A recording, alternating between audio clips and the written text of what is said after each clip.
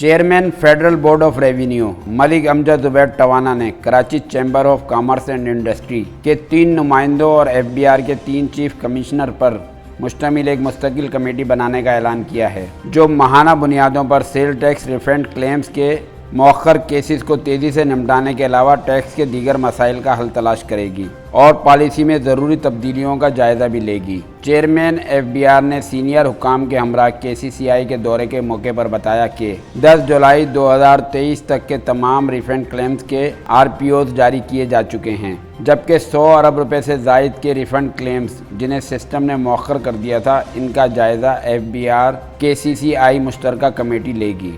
Chairman BMG زبیر Motiwala نے vice chairman BMG Haroon Farooqui, vice chairman BMG Javed Bilwani اور نائب صدر KCCI محمد حارث اگر کو کمیٹی کا ممبر نامزد کیا اور کہا کہ وہ پر امید ہیں کہ اس اہم کمیٹی کے قیام سے رقم کی واپسی کے عمل میں کچھ تیزی آئے گی۔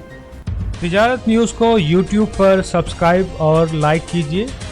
اس کے ساتھ ساتھ بیل آئیکن کو بھی لازمی کلک کیجیے تاکہ آپ تک پہنچ سکیں ہماری تمام منفرد خبریں جو آپ دیکھنا چاہتے ہیں۔